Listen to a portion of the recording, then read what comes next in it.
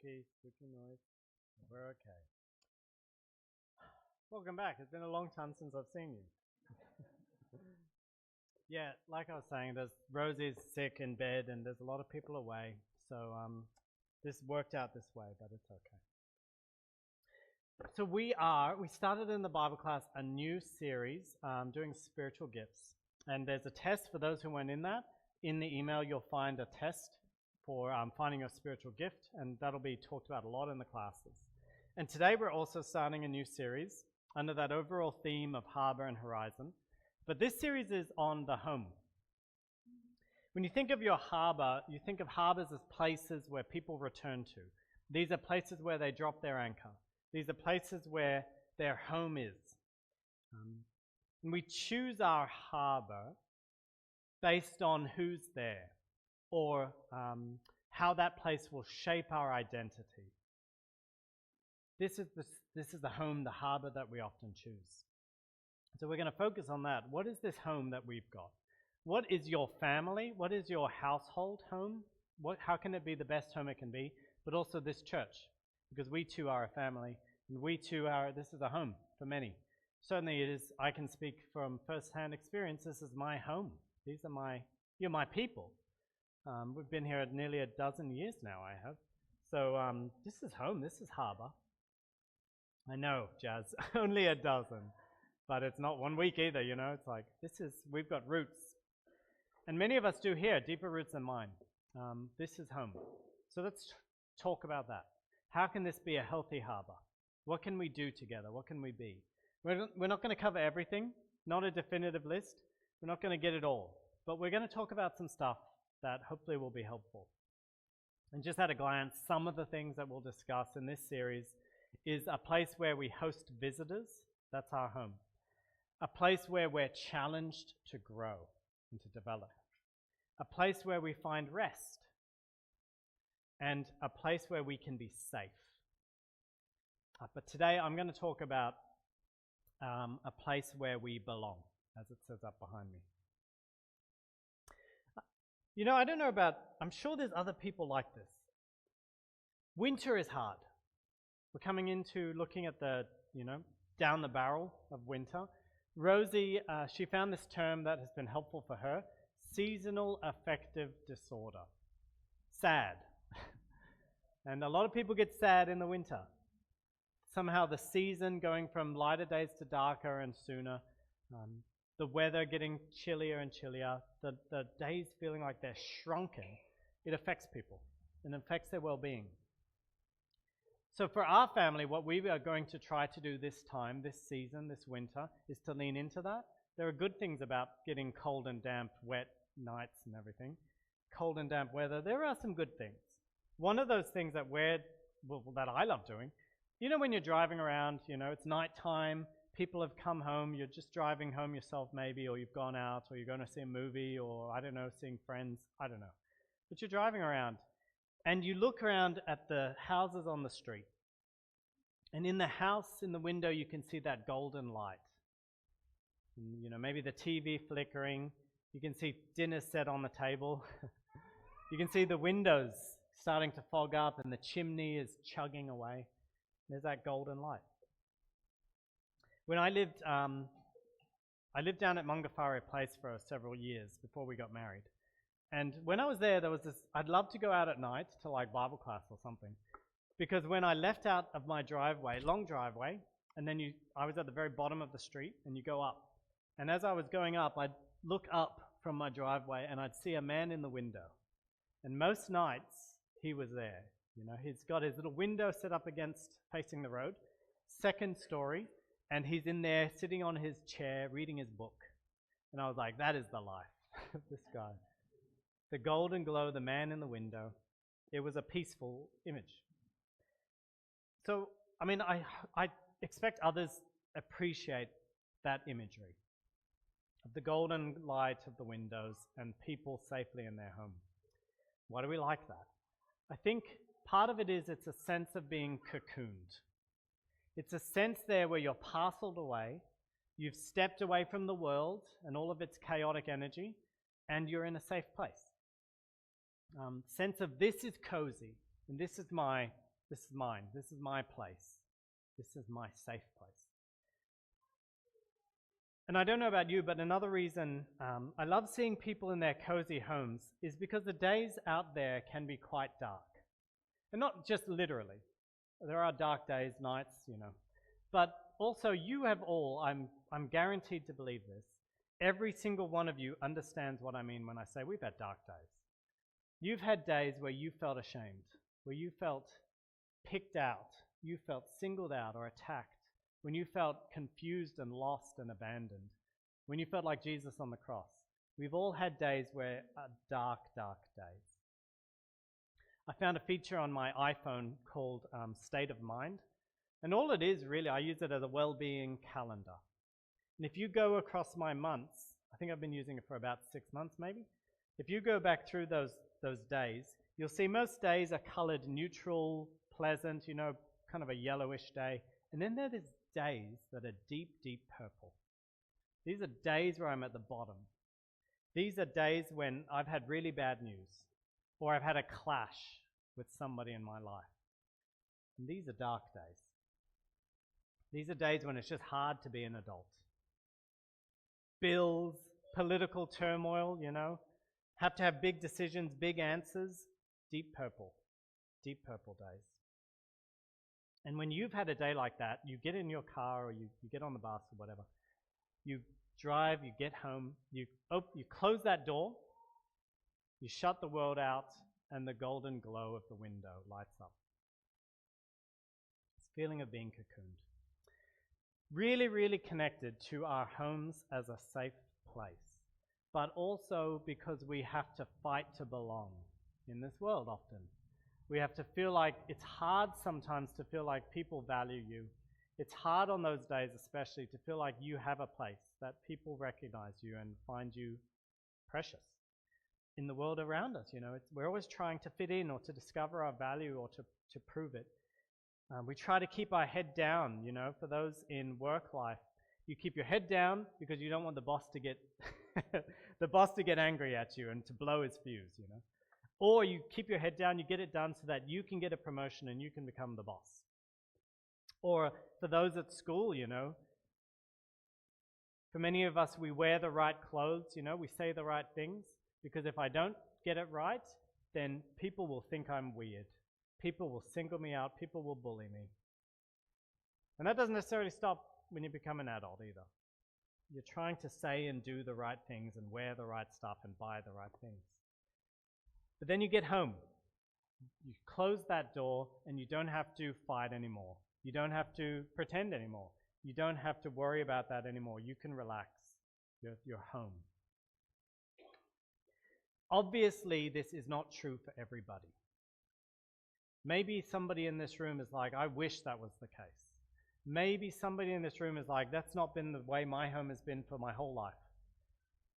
Or you know somebody like this.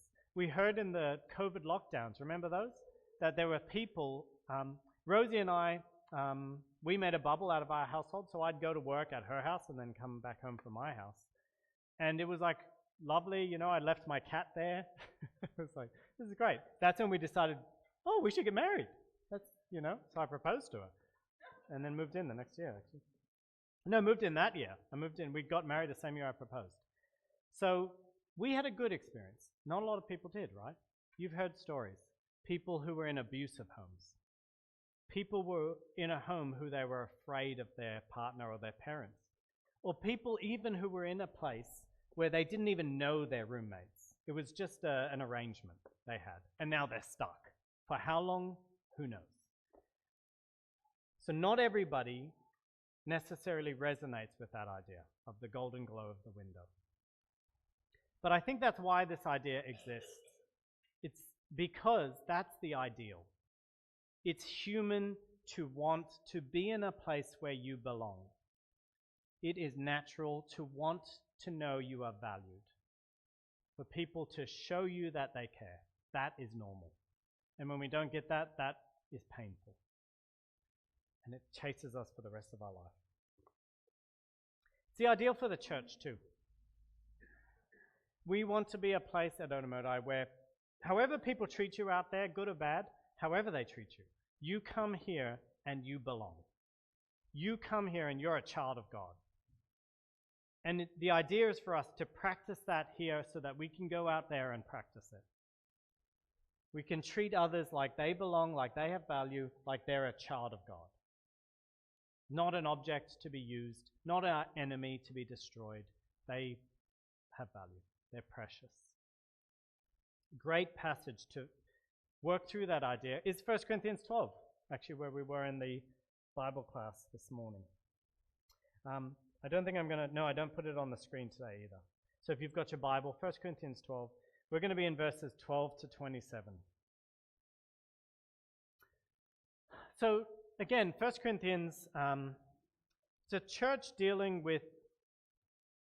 it's a church where people were not being made to belong. Put it that way. It's a church where you had to fight for your place. And you had to fight hard, tooth and nail. You were enemies, antagonists, competitors with your brothers and sisters. We find in that church, as you read through the scripture, you find that the rich use their advantages to neglect and abuse the poor.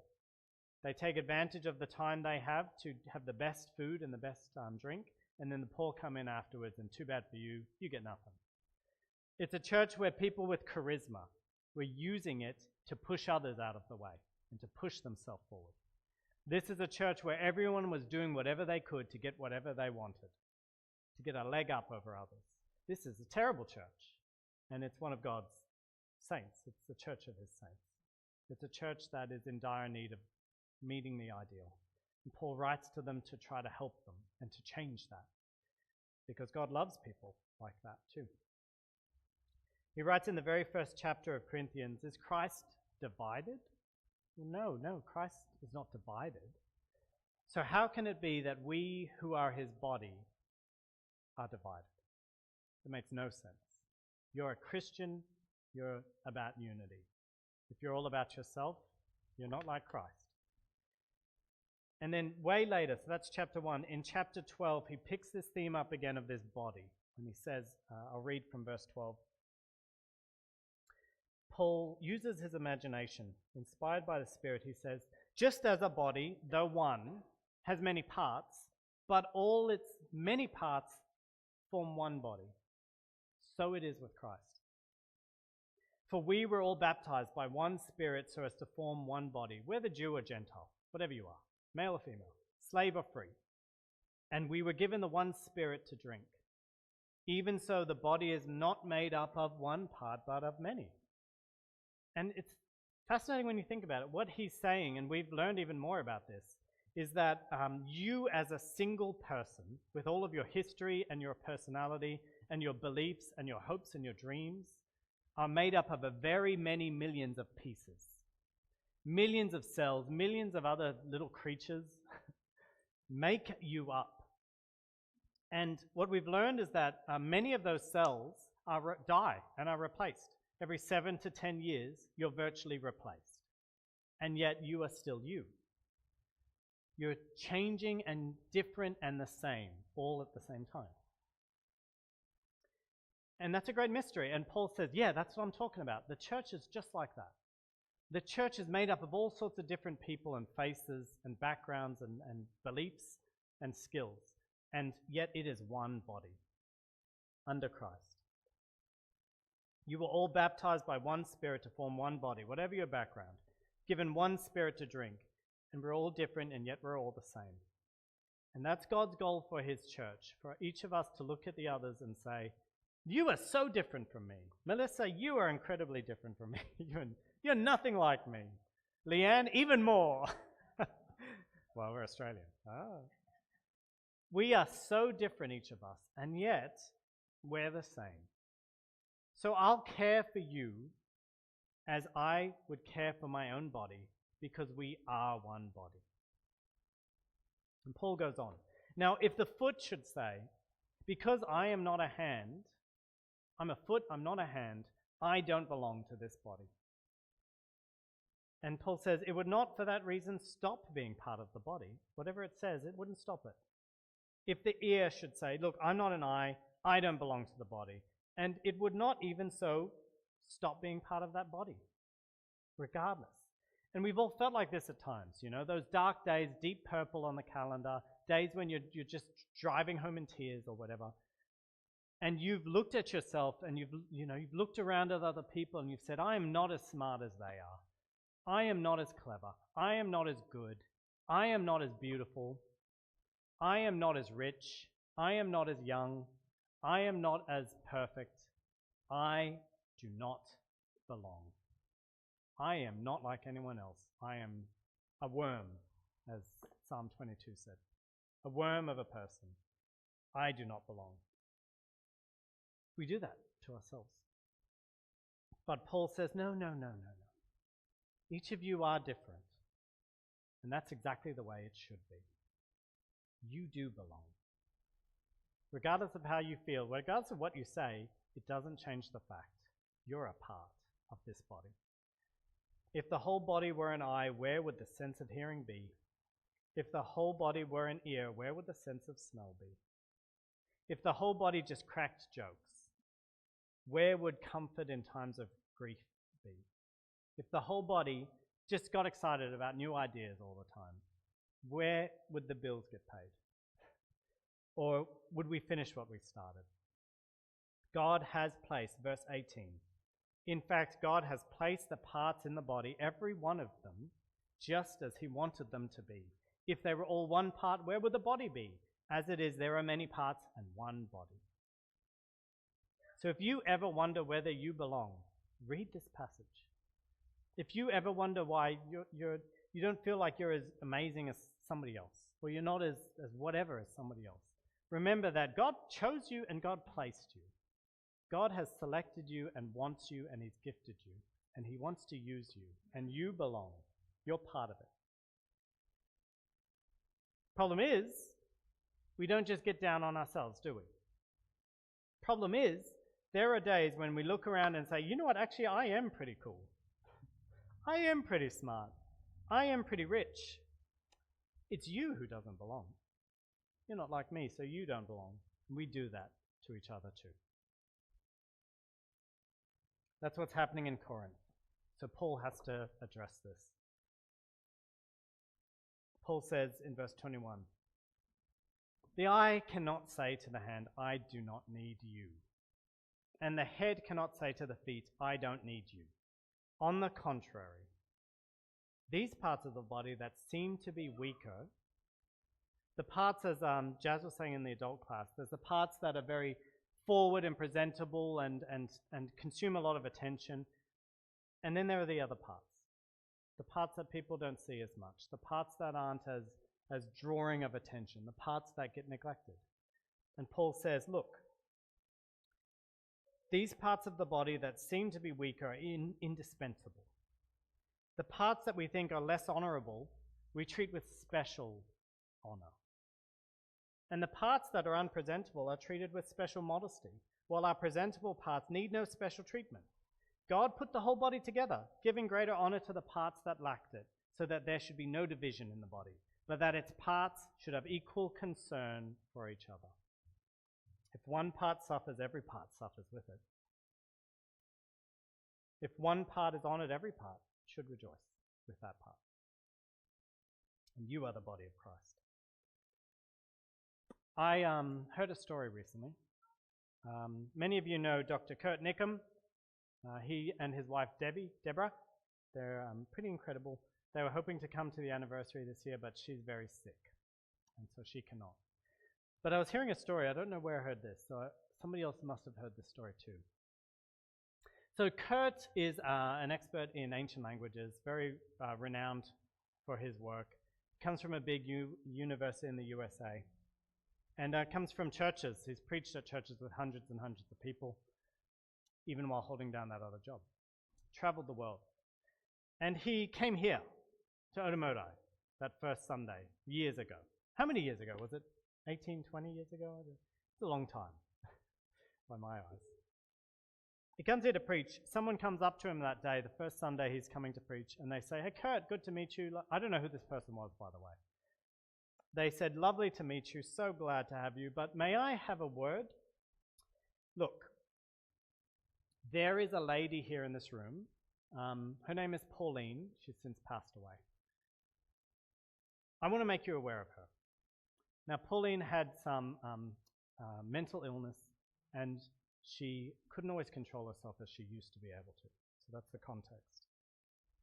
She may call out to you during the sermon. She may say some things that are a bit embarrassing. But I just wanted you to know that she doesn't mean any harm. It may be a bit embarrassing for you, but I just want you to know she's a part of this body. We love her. She's one of us. She belongs. So I'm sorry if she embarrasses you, but I just wanted to let you know not to worry. Kurt said that that's the moment he knew this was a special, special church. And that's the ideal.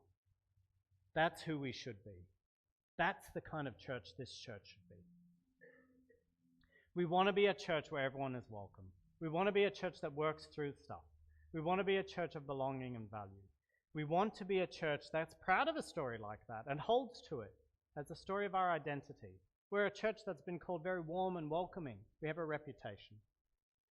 And yet, we could always do better. There's always more we could do. I've seen visitors walk in that door and walk out without anybody saying hello. I've seen people who've been here week after week after week and never been invited to lunch. We can do better. We could do this. Any of us. Not just me, any of us. Not just you, me, any of us. We could do better. And I'm not saying this to shame us. I'm not saying this to bring you down. I'm saying this to you because this is worth fighting for. This is worth being known for. A church where people belong. A home. If we can get that right and model it to the world around us, if we can take that and model it in our homes, we will help this world transform. We will help this world be a much better place. We will truly know what it means to love your neighbor as yourself, if we can get this right. So as we walk through this series on home, be thinking about ways you can apply what you're hearing. Adapt these lessons to your life. Yes, in the church here. Yes, in your home. Yes, out there in the world.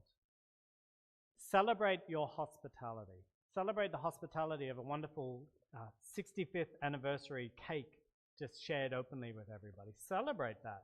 But think about where our hospitality could be picked up and improved. Think about who's missing out. Protect the safety of this church. This is a safe place. But think about whether people feel safe when they're with you. Think about whether people feel safe when they're in your home. Think about being a safe person and how to improve that. Enjoy the fact, later on we'll hear about how Jesus left his home to come to ours. He left his Father to come to earth to transform this world. So celebrate that, enjoy that fact. But remember, that spirit of sacrifice is a spirit on you now. That spirit of Jesus should fill each and every one of us as we call ourselves Christian and as we look out to the world around us.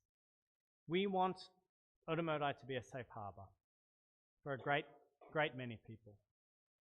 And God sees how we fight for that. He sees the celebrations and the victories we have, and we should be proud of those things. But it's worth fighting for more, I think. I'll leave you with that thought, and then we will pray.